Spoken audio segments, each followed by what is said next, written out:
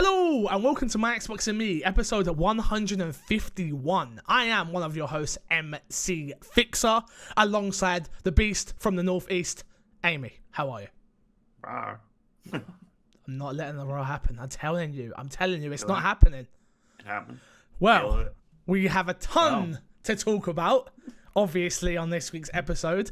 Before all that, let's get the rigmarole out of the way. If you want to get this show early, you can head over to patreon.com/mcfixer. Audio is $3, video is $4. You get it up as soon as we record the episode. I get it edited and I throw it up there for you guys.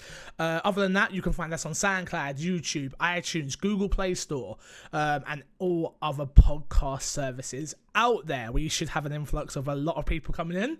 And we'll get into all that anyway, but just wanted to put that out there for everyone that's new. Like I say, iTunes, SoundCloud, Google Play, yeah, I believe it is, and everywhere else. So thank you all so much for supporting. If you're not subscribed to any of the feeds, please go and subscribe there. Also, like I say, you can get the video version on the YouTube channel, youtube.com/mc. No. youtube.com/my Xbox and Me. Oh god, it's been a long week. And I only did a big weekend. So yeah, a lot has obviously happened this weekend, not only for myself, but for Amy as well. So let's talk about you first. I had a quiet weekend. Nothing really happened, you know. Yeah, all right. So how is it? How is everything? Obviously, I've known for a long time. So good. You must feel so...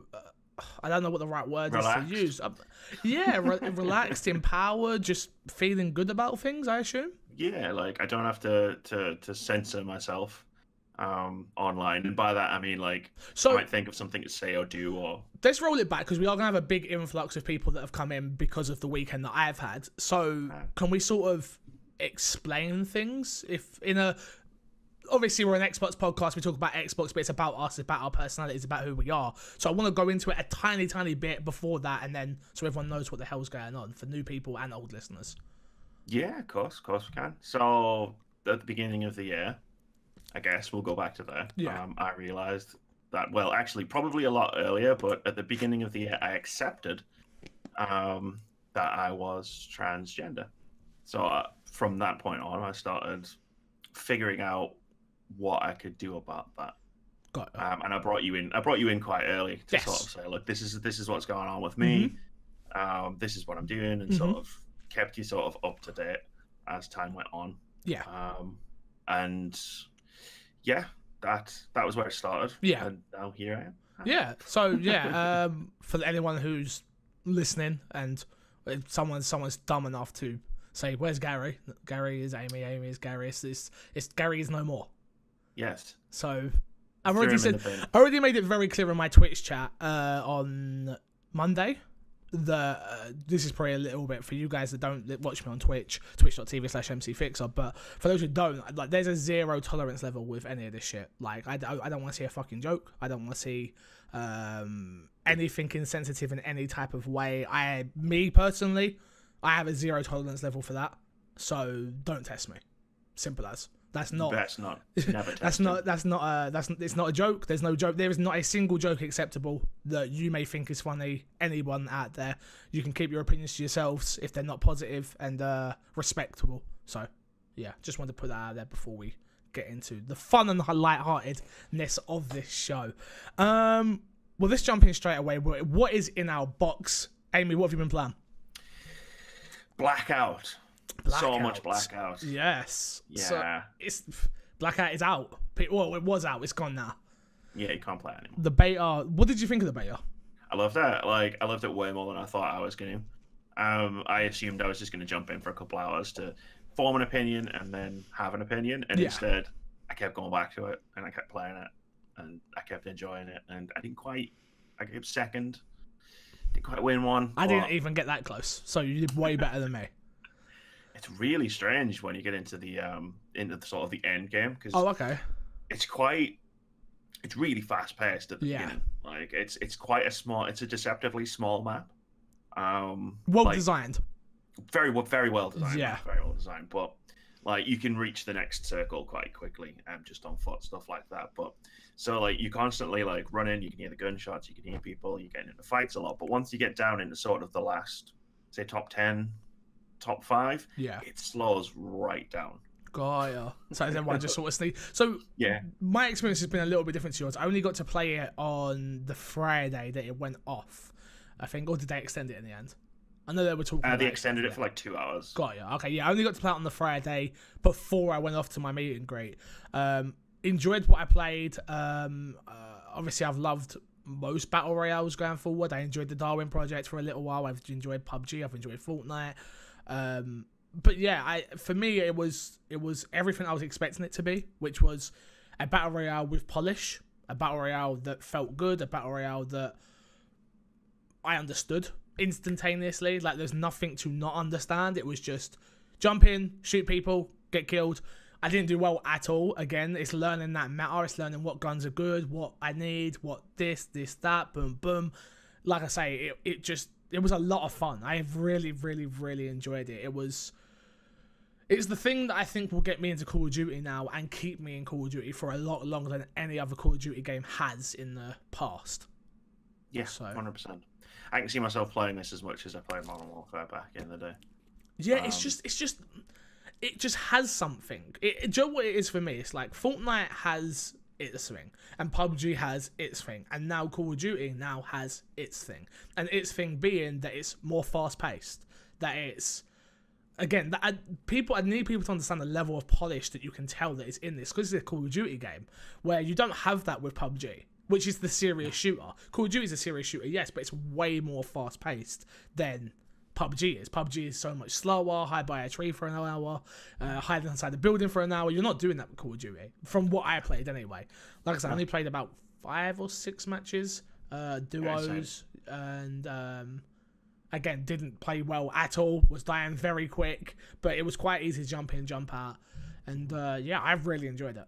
Really, I say once you get into that sort of top 10 thing, it does slow down a bit, but naturally, because no one wants to die when they get that far. You get that far, you're like, no. When you're sort of a couple of minutes in and there's a dude outside, you're not necessarily that fussed about going to fight him. Yeah. But no, it's the fact that it's the first person shooting mechanics of Call of Duty in a battle royale. I think that makes it so easy for me to pick up and play, because they are probably like the best first person shooting mechanics in games. Controversial opinion. I think it's definitely them and Bungie with Destiny the best. It feels the best when you're playing. Battlefront, obviously, Battlefield, close to them, but still not perfect in my opinion. Like, I love the way those games feel, and it was just a ton of fun. Really enjoyed it. Can't wait to get my hands on it fully and be leveling up and stuff like that. Play so much of it. Yeah, definitely. So, do you think this will kill PUBG? I don't know if it'll kill it outright, but I have a feeling PUBG's numbers are going to go down when it comes out, because I think a lot of people will just jump straight across to it and find that more polished experience, and it's a slicker experience. And I just think you've got the comparisons between PUBG and Call of Duty, when you don't have the comparisons between Call of Duty and Fortnite. Fortnite did something so different with building and emotes and skins and its art style that it just doesn't come into the same realm as the other two, right? Yeah, 100%. That's why you don't hear about comparisons between Blackout and Fortnite, because there's no point. Exactly. Anything else you played this week? Again, like last week, just a little bit of Overwatch. Of course. Just enough to keep the drug addiction going. Exactly, just enough to get rid of the shakes.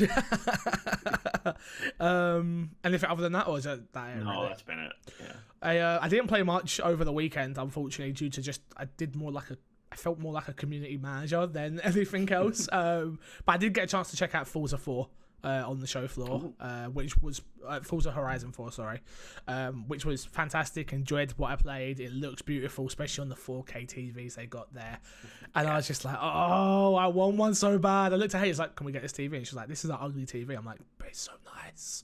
It's so nice. It looks so good. That car. It looks so real. But yeah, really enjoyed that.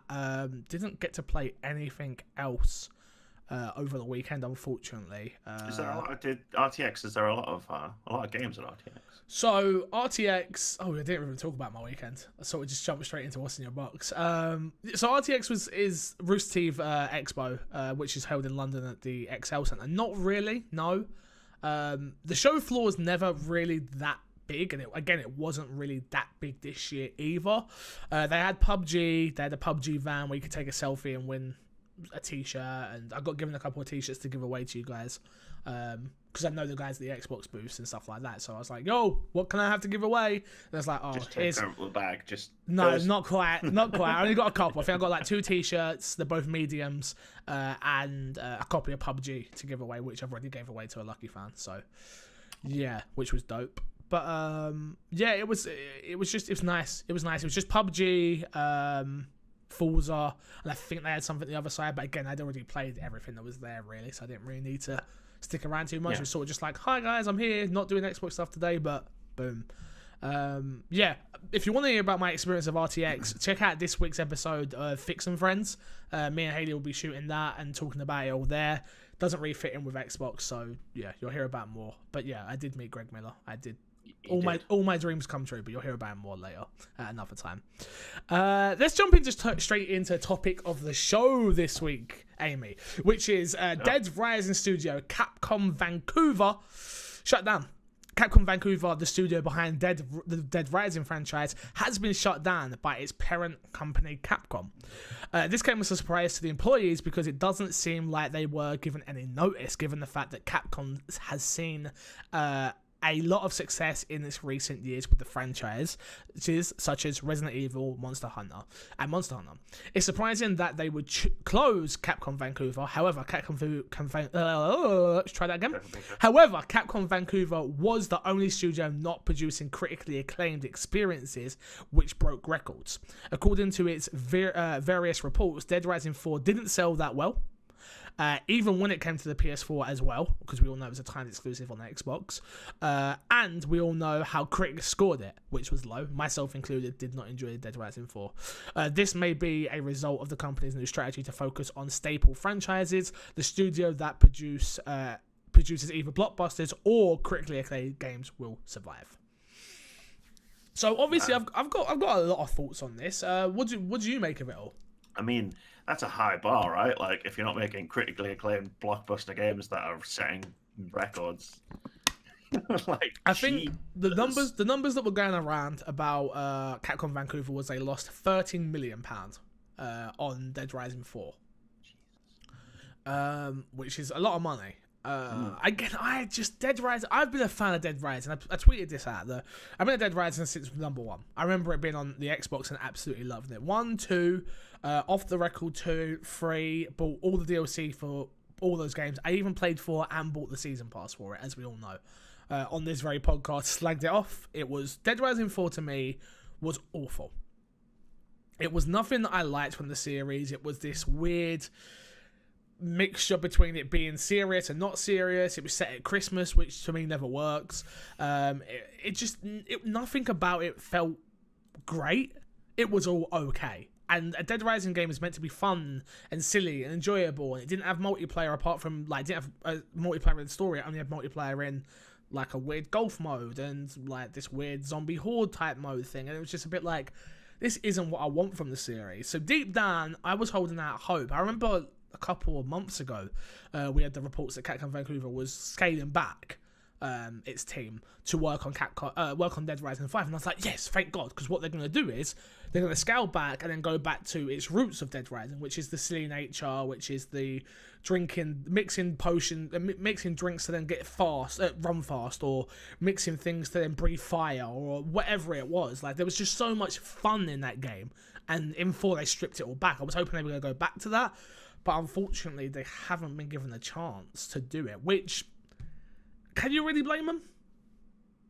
No, I mean, I guess not. I don't blame them. Capcom's a business. Yeah. And if they lost a bunch of money on the game, and then maybe they weren't that happy with what they were seeing with Dead Rising 5, then... Exactly. Honestly, I think that's the case. Like, was you ever into Dead Rising? Like... Not really, no. I played the first one a bit when it first came out, and the second one and the third. Actually, to be honest, I dipped in and out of all 4 of them, to be fair, but Got ya. never really stuck with one. Dead Rising 2. Oh, such a fantastic game. That is the one that had the best boss battles, had the best story. Again, I don't think any of the stories are actually that great, but it's not about the story. It's about the world you're in. It's about the bosses you interact with, their silly nature. I will play Dead Rising 2 all day long because it's fantastic. The question I want to pose to you is, do you think Xbox should go and get the IP? Why not? Does it have that much? Does it have that much name recognition? It's always been known as an Xbox exclusive. We know it's not sold well. Do you think they should go and get the IP and put some money behind it, or do you think the name is so tarnished at this point that even a reboot wouldn't be a good idea? No, I think they could go and get the IP. They don't necessarily need to put massive amounts of money behind it. They could put it in that same sort of space as State of Decay. Okay, yeah. Where it's not a full-on AAA game, but it's still Dead Rising, so it's still probably going to sell reasonably decently with a smaller budget. What I like the idea of, and this is what come up in my head, was I would like for them to go and get it and then make it like an episodic TV series type thing with the Dead Rising world, where like it's telling a story, but once you finish that story, you've still got the open world nature to go and do what you want until the next bit of story comes out that then expands that world a little bit more and gives you more story, and then you go and go and go, maybe 5 episodes or something. I don't know. I feel like they could do that with Game Pass really well and really easy. Because it's in Game Pass, you can just pick it up. That's the whole point. Do you know what I mean? It's like they need stuff. They need to start producing content for Game Pass. A series like Dead Rising has enough name recognition that people will play it, but not enough that people will necessarily pay £60 for it anymore, which we've learned. But I don't know. I just feel like there's something they could do there. Yeah, definitely. Well, definitely. This week's episode of My Xbox and Me is brought to you by your boy Mike Lynch. And Mike Lynch says Mike Lynch loves Fix. Simple as. That's it. Thank you. I appreciate it, Mike. Thank you for supporting this show. I said in my latest video that'll be up soon. Without Mike Lynch, none of this would have happened. My weekend at RTX wouldn't have happened. Me going to EGX tomorrow wouldn't happen. Me running this show for 151 episodes wouldn't happen. Me streaming 8 hours a day on twitch.tv/MCFixer wouldn't happen. So thank you so much, Mike Lynch, for all your support. Coming soon. Amy, what you got for me? Oh, yeah, that's me, right? I've got 3 games. 3 games. So, okay, for the new people coming in, wondering what we do here at the Coming Soon segment. Coming Soon is where we go through the new games coming out on Xbox this week. When we've got a slow news story, I usually play the guessing game, where I pretty much say everything's a puzzle platformer. But, yeah, you will learn if you stick with us what is going on just here. So, yeah. Go on, talk to me. What we got? We've got Valkyria Chronicles 4 coming out on September 25th. I know, Joe, I've heard about this game so much, I don't actually know what it is. Is it a JRPG? Or it is, yeah. I assume so. Okay. It's a strategy JRPG. Are you into the series? Yeah, I am. There was the one that came out last year, which wasn't an RPG, which was like an action game. It was, it was atrocious. So I'm hoping this is like a return to the series roots and a return to form. Got ya. But yeah, basically Japanese RPG on the Xbox. Hey, we need them. You better support them. If you want more, you better go support it. I'm just saying. We need it. We've also on September 25th. This is the Police 2. Oh, that's that's the top down. Is it top down? I can't remember. You don't know. I know what I've seen the first one of this game. I believe it's top down, like in the same realm as like Hotline Miami, that type of game. I believe. I could be wrong though. It isn't. No. Now I'm starting to question if I'm remembering this game correctly. I'm sure I've seen this game before. I think I've seen it at EGX before, like the first game, not the second. Oh yeah, they're like it's one of those games that's always at EGX. No, this is like a strategy game. I've just pulled up a screenshot and remembered. It's like you're the police chief, and you've got to send out your squad cars and available cops and stuff to deal with crimes. But there's a whole thing. There's like a whole thing where you've got to make decisions and like, do you want to get paid or not? It's really interesting. I played the first one for a couple hours. Oh, okay, sounds interesting. I'm looking forward to picking up the second one. Cool. It's been out on PC for a couple of months, but now it's coming to Xbox. Nice. And the last one is called Think of the Children. Shit, I don't know. Help me out. Cool. What you got? What we got? I'm gonna read the Little Bobby's dead. The barbecue is on fire. Jen's eating poisonous berries, and the birthday cake still needs icing. It's just another wonderful day out with the kids in Think of the Children, a frantic cooperative parenting simulator. Okay, well, shout out to Bobby. I mean, he didn't even get a chance. You know. But, rest in peace. Rest in peace, Bobby. But no, it's like a top-down co-op parenting simulator where it's like it's crazy shit's going on all over the place, and you've got to look after these kids. Okay. They look quite interesting. I never heard of it before, but apparently it's been out for like a year. I mean, the problem you've got. Shout out to all these games, by the way. And pick of the week, I'd say Valkyria Chronicles, right? Yeah. But the problem we've got is you've got Tomb Raider. You've got everything else on top of it right now. It's like, I haven't got time to play even that, let alone all of these. But yeah. And everything else right around the corner as well. I don't want to talk about it. I need Don't to talk just, about it I want to just totally, go I just want to go in a cave and just hide for a week after EGX. But yeah, we'll see. I mean, you'll have the time. But only if it's only a week. I haven't got the time. I've got Tomb Raider to get through. I've got it sitting there still in its wrapper, like I can't play it. At least your copy turned up. Yeah, true. Yeah, you had troubles with yours, didn't you, or something? Yeah, there's a whole thing with the rental players. It's as much my fault as it is theirs, but I'm going to blame them 100%. Of course. All right, let's get into the news this week. First news story is all about Amy's favourite thing in the whole entire world, which is loot boxes. But 15 European gambling regulators unite to tackle loot box threat. Less than a week after Belgium began a crime investigation into FIFA's loot boxes, 15 gambling regulators from Europe and one from the US have together announced they will be, a quote, address the risk created by the blurring of lines between gaming and gambling, end quote. The collaboration effort organised at the 2018 Gambling Regulations Europe Forum includes the signatures from the UK. New people coming in, by the way. You'll get that a lot. I'm dyslexic. Words kill me. You're probably thinking, why the hell are you the host? I'm just that good. Yes. From the UK, France, Ireland, Spain, and even the US via the Washington State Gambling Commission. The key focus for the parties involved appeal to be tackling unlicensed third-party websites offering illegal gambling linked to popular video games, end quote. If you're trying to wonder what that is, think back to skin betting sites like CSGO, which allowed users to bet real money on the pot of their CSGO items until Valve cracked down on the site in 2016.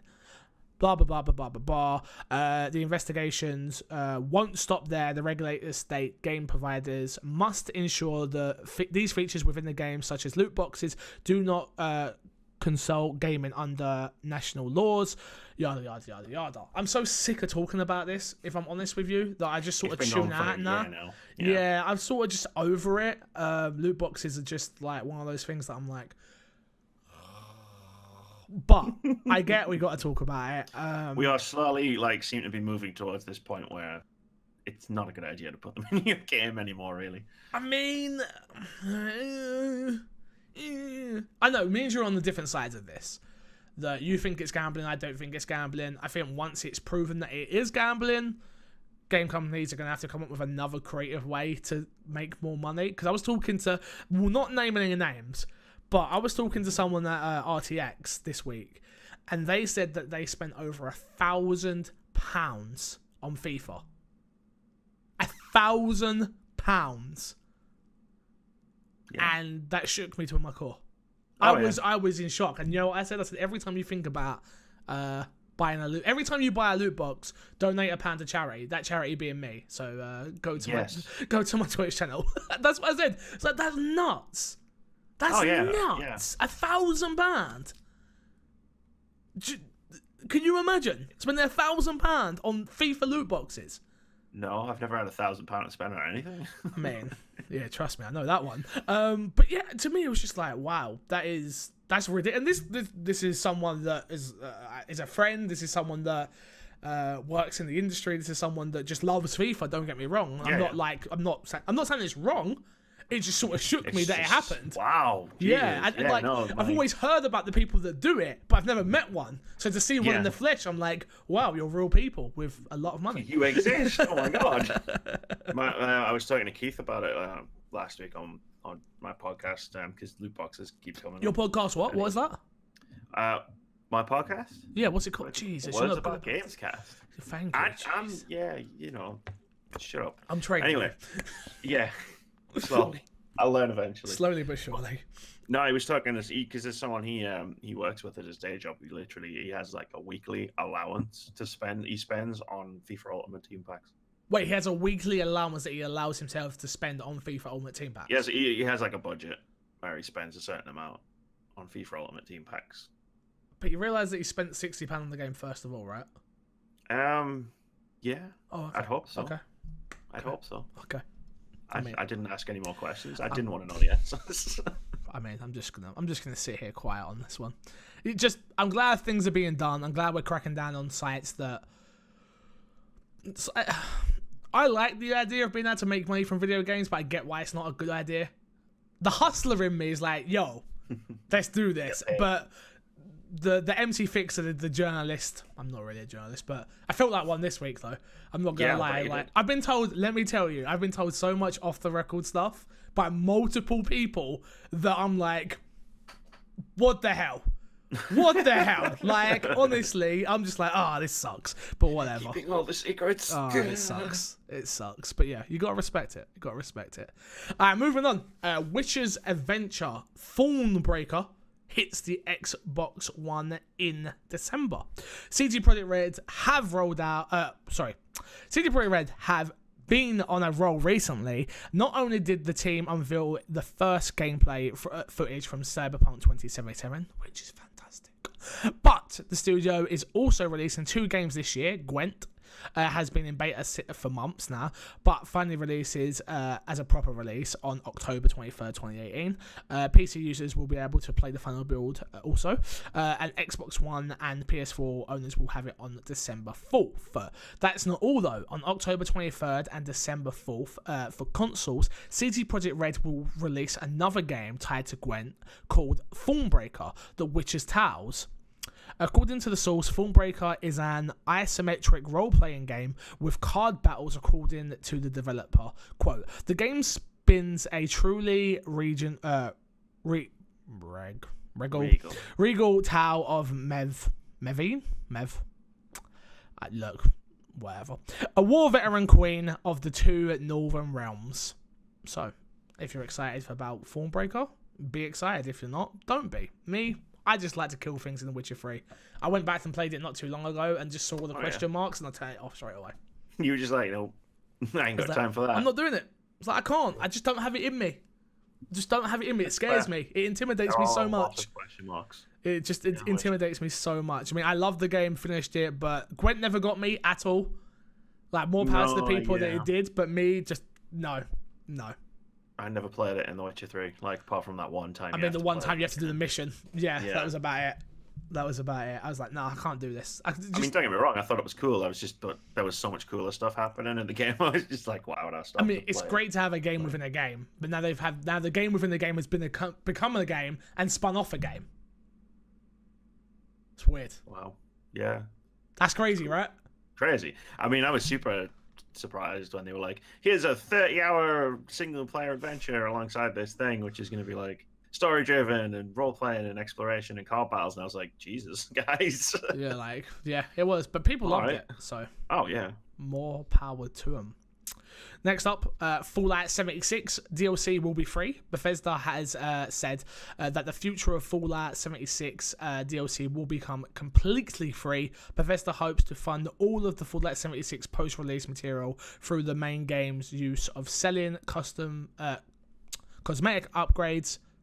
Again, this has divided the community. On a plus side, when Bethesda wants to make any good DLC, they will think back to the Fallout 3 DLC, or The DLC all amazing and lengthy. On the downside, some of the Fallout 4 DLC was questionable and not worth the money. I'll tell you right now, I totally agree with that. Fallout 4 DLC, I've got the season pass. The building one, that DLC, not very good. Not very good. Okay. The settlement building one, it was a weird one. It was like, yeah, nah. I wasn't a fan of settlement building in the game at all, to be fair. I mean, the concept of the idea was always fun to me. I just don't think... I think it was overcomplicated, too overcomplicated for me. I want it to be a bit more like Sims. I don't want to plumb the water in on Sims. I just want to put things in that then work. Like the electrical stuff, all that part, I like the idea of it. I just wanted it to work. I didn't want to have to actually do it all. Connect it all together to make it work. Yeah, 100%. Yeah. I just found that when it was in first person, it was just it was awkward trying to build in first person. I mean, you swap out. You couldn't swap out, could you? No, you're right. Interesting. Also, Pete Hines has stated that he wants Fallout 76 to, quote, last forever, end quote. But with the loot boxes still being such a conversational topic at the moment, will Bethesda keep their word about the free DLC? Will they keep their word? Yeah. You think so? I think so. They're going to do something to annoy people. I can feel it. I mean, technically they already did what they announced. The game. Yeah, that's a very good point. I don't know. I'm excited for this game. Are you? Let me get through October first, and then I'll be excited. I mean, I just like I like Fallout. Fallout 4 was my first game. I like Fallout. It's a lot of fun. I like multiplayer. It's a lot of fun. I like Rust. That's what this kind of reminds me of. It's just like, yeah, sure, I'm in. Why not? Yeah, I mean, I'm gonna play it, and I'll see what it does for me. Like, I was a bit cool in Fallout 4. Got ya. So maybe this is like the twist that it needs to really get me back into it. Fair enough. Next up, Rocksteady Studios' next project will be announced in Q1 2019. This is a rumor. We do not know if this is factual. Batman Arkham Knight launched in 2015, and since then, we have yet to hear about the new project from Rocksteady Studios. They have been reportedly working on a game, but with no reveal in sight. Currently, a new rumor, states that their next project is close to getting released soon. The sources of this rumor is a freelance journalist with ties inside the games industry. According to him, depending on if certain development milestones are met, Warner Brothers Interactive might finally reveal the next project, Rocksteady Studios, either in Q1 2019 or at E3 2019. What could it be? With everything that's going on in DC, apart from, like, obviously its games are pretty good, the Batman games. Yeah, definitely. They're fantastic games apart from Arkham Knight, which, come at me, I don't care. I didn't like that game. Suck it. I mean, depends what you play it, right? You play it on PC. I played it on console. I played it on Xbox One. Yeah. But I still didn't like the game. Didn't like it. God. We all know the best Batman game is Origins. Don't say it. Oh, why you gotta be so wrong? Because I'm right. I mean, you're really not. I'm 100% right. You're 100%. You didn't say Asylum, so you're not right. Asylum, I think Origins, City, Asylum, Night. How dare you? I mean, I played Origins first, then Asylum, then City, then Night. Is that the order they play out in? Whatever order they play out in is the way I did it. Yeah. Because I'm not a Batman fan. I didn't really care. So when I played these games, I was just like, oh, okay, cool, I'll check it out. Why not? And then everyone was like, oh, you're doing it all wrong. And I was like, psh, give a shit. I'll do it the way you want to do it. And then you come out with things like Origins is the best game, because it is. I don't have the energy to argue with you. It's been a long week already. It's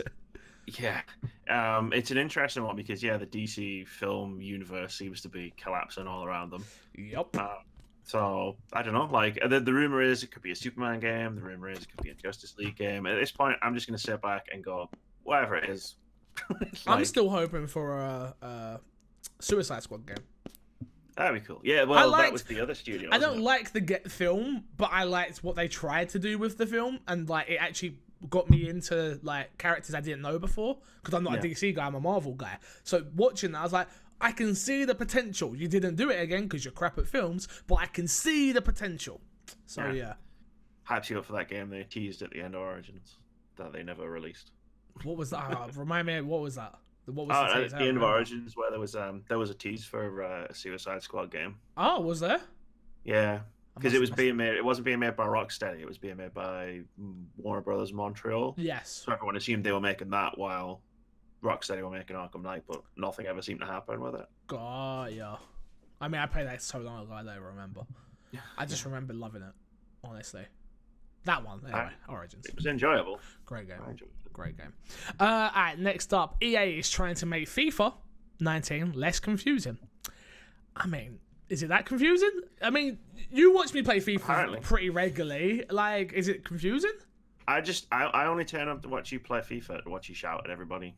I do that. Twitch.tv/MCFixer. I'm the gaffer, alright? Not you. But yeah. Cool. EA's on a drive to demystify. Thank you. FIFA, which is a long time coming. I mean, I don't get this. Okay, cool. The publisher has published the second post in its new patch notes series, which is designed to take the confusion out of FIFA. The subject of the second patch notes post is FIFA Ultimate Team's chemistry. Anyone who's fussed with FIFA Ultimate Team will know how important chemistry is to the performance of your players. But most people don't understand how it impacts players because EA hadn't put the information in the game.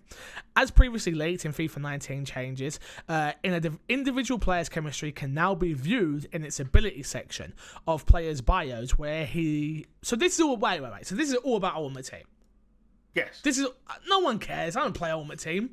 I mean, I come in, They're not making FIFA less confusing. They're making Ultimate Team less confusing because that's the mode that makes all the money. I'm not looking to read this crap. I'm so lucky that this is my god. No. I'm so lucky this is my show because this is where I get to. Thank you for doing the patch notes, by the way. But no, fuck FIFA on this one. No. They're not making. Was that the actual header? Yes. They're making. And pasted. Who wrote this article? Do you know? Eurogamer. F Eurogamer for this one. I love you guys. Don't get me wrong, but no. No. They're not making FIFA 19 less confusing. They're making FIFA 19 Ultimate Team less confusing. Get out of here. I'm not reading the rest of this. I'm glad I put that in just because I got a rant out of you. Joke? What a joke? What a joke of a title. What a joke. No, I'm not having it. Next up. Everybody tweet at Eurogamer with a clip of this. Please don't. Please don't. My Twitter's just gone all the way up. Please do not get me unfollowed by like everyone. People are going to find out who I really am now. Like, oh, that fixer guy was so nice. And it's like, wow, he ranted about FIFA. How dare he? It's just like everyone just unfollow. Like, oh, no. Major Nation tweeted, Brutal Legend and Greg Hastings Paintball 2? What the hell was that? I'll come into Xbox One backwards compatibility. Brutal Legend's already on Xbox One backwards compatibility, isn't it? I guess not. I mean, it is now. This is a couple of days ago. I assumed it was.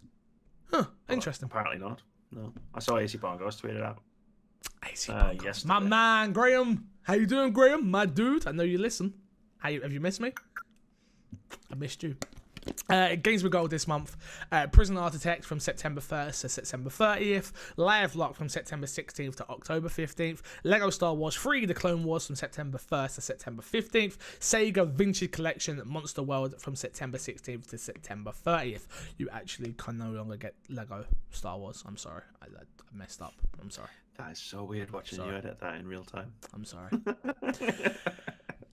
Amy, if people want to email in, they can head over to myxboxandmepodcast@gmail.com. That is myxboxandmepodcast@gmail.com. You can email questions, comments, concerns, segments you want to see, people you want on the show, how much you hate me or how much you love me, how much you love Amy, how much you hate Amy. Let's jump straight in with the first one, and it says, Fixin' Amy, I want it to be special, so I emailed in to congratulate you on your 151st episode. Woo! I mean, yeah, we did it. Okay. What that really means is you forgot 150, right? Can't imagine you have anything else big going on in this episode. I started listening around episode 10. I started looking for podcasts while in the gym on a pre-wedding weight loss workout. I emailed in almost straight away with a name for the mailing bag, Fixer's Sack. I even stuck with Ross when he started a little podcast for Reddit. I never lost any weight, by the way.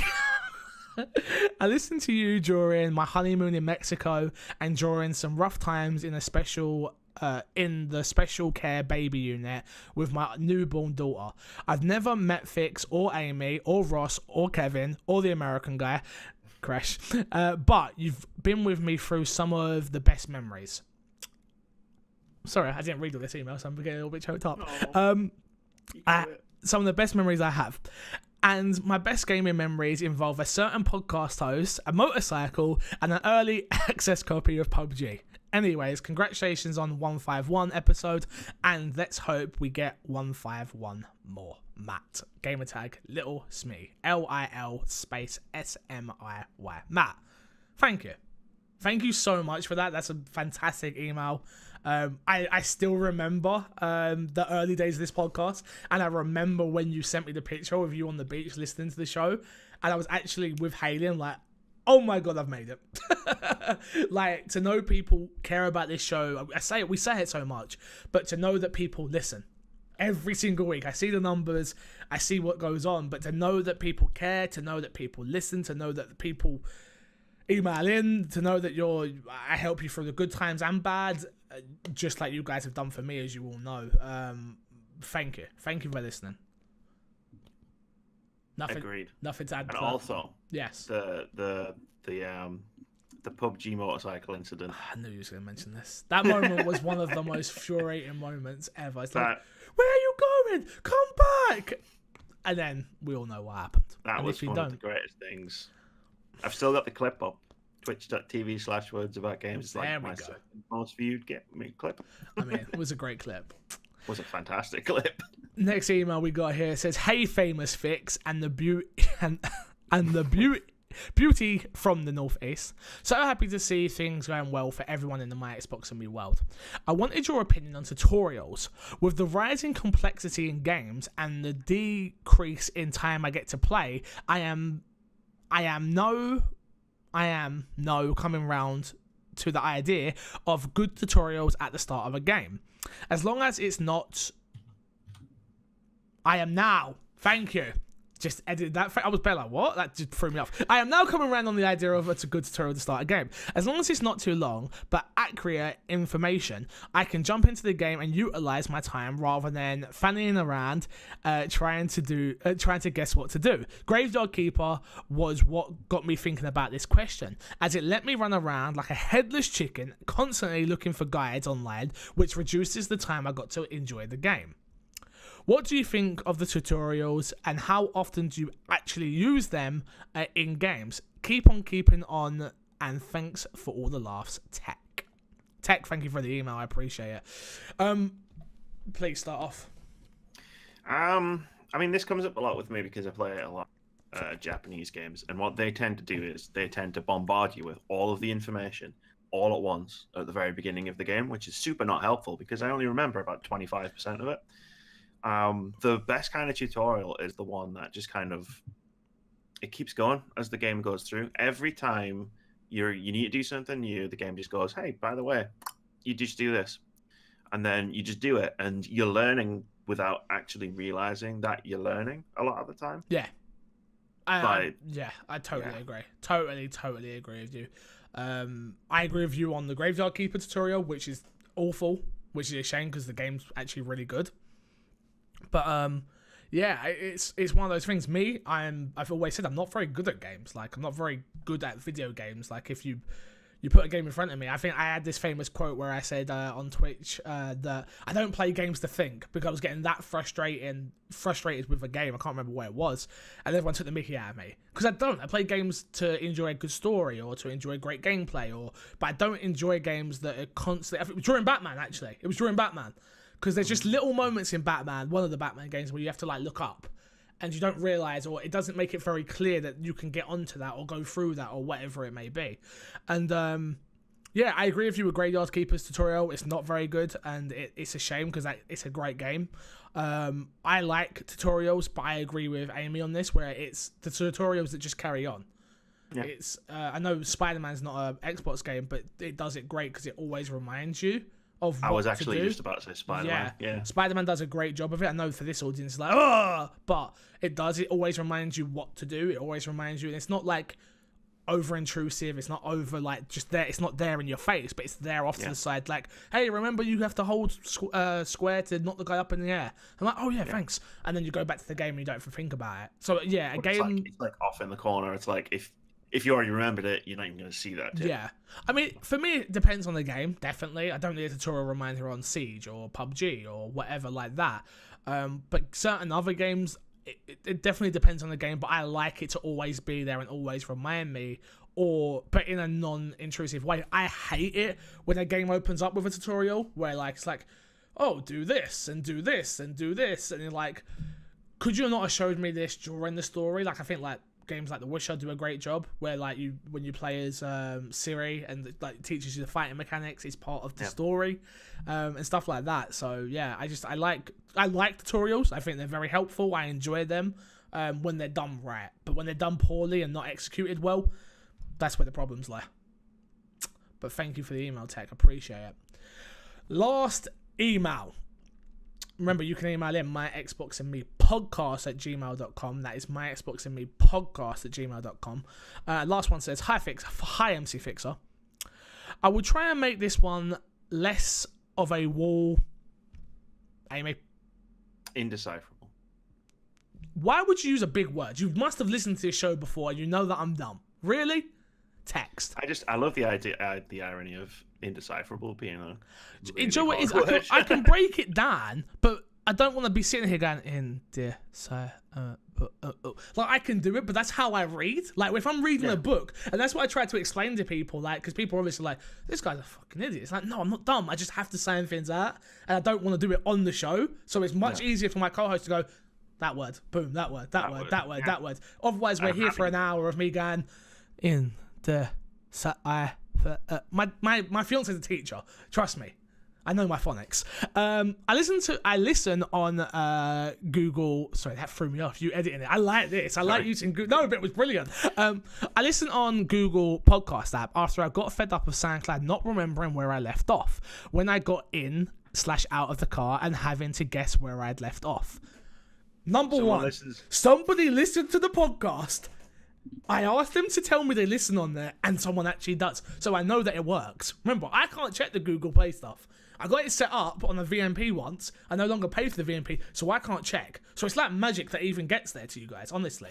So thank you. Anybody else that listens on the Google Play app, please, I beg you, email in. I want to hear it. It's like a magic thing to me, I swear. Loot boxes. Not that I've played FIFA, but from your description, at least they haven't added swaps to the game in a similar surrounding way to get rid of if stickers. Didn't want them. I collected football cards as a kid, so it's less bad. Personally, I'm less worried about whether loot boxes in general are gambling than I am more worried that they use the same hook as gambling. I wonder what effect they have on kids who play these games, whether it be predisposes. Thank you. Predisposes them to more likely to have a gambling issue later in life. I think it may take that anything with randomized loot boxes that can be bought for real money probably need to be automatic 18 rating. Interesting. At least in part because people can draft and let their kids. People can be daft and let their kids loose on an Xbox phone account with a credit card tied to them, rather than the more sensible but annoying buying cards when they want something. And they can easily spend money they shouldn't to get that one more thing they really want. From Jonathan Steed. Stead sounds better.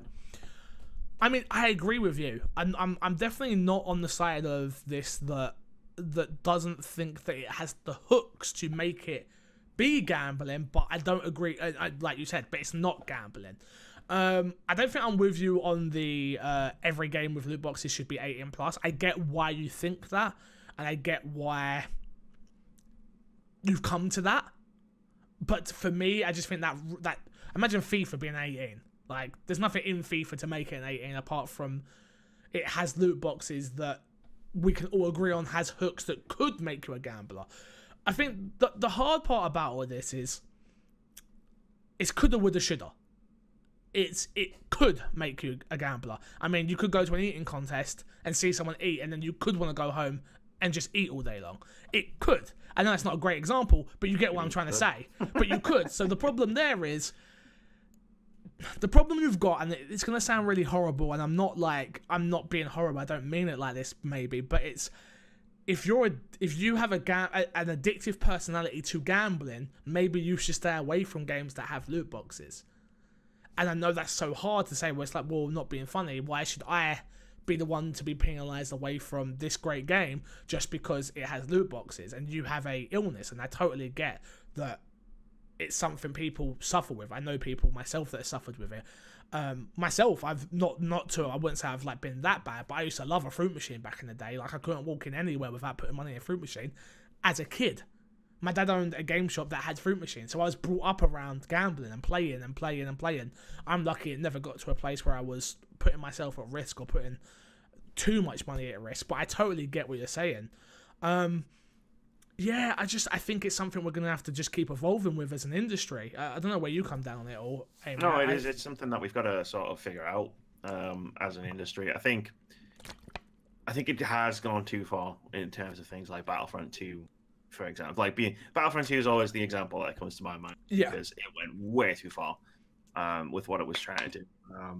That's the wrong way to do it. Yeah, but there are examples of the right way. Yeah, there are. Maybe there just needs to be... I don't know, like... The thing about loot boxes compared to things like microtransactions and season passes and stuff like that is there's no upper limit to how much money you can spend on loot boxes. No. Like, if you buy a season pass for, like, say, 25 quid, let's say, then that's all you spend on it. You're not going to buy another season pass. Yeah. Whereas if you buy 25 quid's worth of loot boxes and you get sucked in by the dopamine rush, or you don't get the thing that you were really looking for, there's nothing to stop you spending another £25 on loot boxes, and then that'll build on itself. I mean, like, you're talking to a guy who spent £1,000 on FIFA Ultimate Team packs. But again, let's use that as an example. But there's nothing wrong with that if you have £1,000 and you're not putting yourself at risk, and you're not putting your rent at risk, and you're not putting your life at risk, and you can afford to spend £1,000. That's more power to you. Definitely. And I'm definitely of the mind of a company. I think like a company. That's how I think. So I don't know if I don't know what the answer is. I don't have the answers. That's the issue. I feel like Kanye West. I don't have the answers, Sway. But yeah, for me, it's just like, I don't know how to fix it, but I know there's a problem there.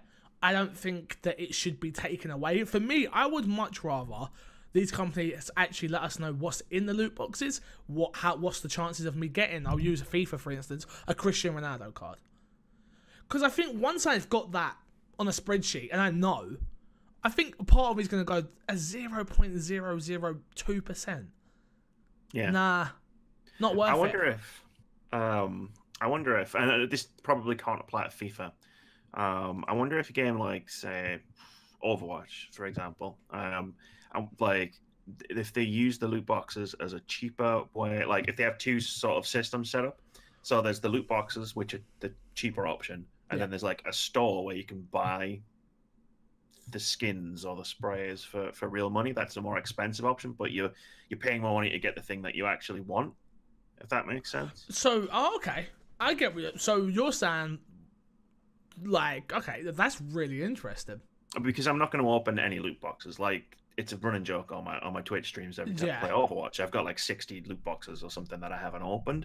I'm never going to open them because that puts me at risk of them thinking, shit, I want to do that more. I'm going to go and buy some. And I don't want to be at that point. But at the same time, there's skins that I really want, and there's like voice lines and emotes that I really want that I can't get because I'm not opening the loot boxes. Yeah. That's interesting. Yeah, I don't think it would work with FIFA. Yeah. Because there's so many players that would be such a huge catalog, and it kind of defeats the object of the game. But I get what you mean with a game like cosmetics, it's fine. In FIFA, it would be pay to win. Yeah, it literally breaks the game. That's something to think about. £10 on a skin that I really want, I'd do it. That's your choice. Yeah, I get what you're saying. Something to think on for next week. Something to think on. All right, let's plug and get ourselves out of here. Amy, what you got to plug this week? Oh, let's see. Well, we'll go with twitch.tv/wordsaboutgames, where I finally schedule Monday night, every Thursday night, and every Saturday night. Or sometimes Tuesday on Saturday. Depends what's going on. Fair enough. Remember, anything else? No, that'll do. Remember, youtube.com/myxboxandme is where you can watch the video version of this show. Also, a ton of other content. Amy's just put up an impressions review. We're still working at the kinks on what we're doing, but I've put it up as a review because I think it's well done and it explains your points perfectly. As a review on PUBG's full release, so go and check that out. Other than that, we've got more contributors coming to the channel very, very, very soon, so be excited, be expecting more content there. Reviews, I'm going to try and get back on them, or definitely impression pieces, so it should be fun. Xbox related, so that is all my Xbox and me. Remember, if you're watching on iTunes, SoundCloud, Google Play Store, subscribe, let me know where you're listening. I'd love to know where you're listening. If you're using something that I've never even heard of, like the other day I found out I was on Podbean, I was like, oh, okay, I don't even know what that is, but sure. Please let me know. I'd love to know where you're listening from. Other than that, remember myself, head over to youtube.com/mcfixer for my personal channel. I will have an interview going up with Greg Miller, one-on-one. It's about 24 minutes long. We get into a few personal things and then a few light-hearted things as well. I think it's a good interview, so I'm happy about that. Other than that, I'm going to have another interview going up with the Kind of Funny guys, a roundtable interview, which will be put up as like a mini cast. It's audio only. But yeah, YouTube, go subscribe over there. Apart from that, twitch.tv/mcfixer is where I stream 8 hours a day when I'm not on convention season, so starting again next week. If you like gameplay, you like good games, you like a good chat, you like a bit of banter, come and check us out. And if you've got Twitch Prime, you've got Amazon Prime, if you ain't giving it to this guy, you give it to that girl. All right? And until next week, I'll love you, leave you, and see you all later.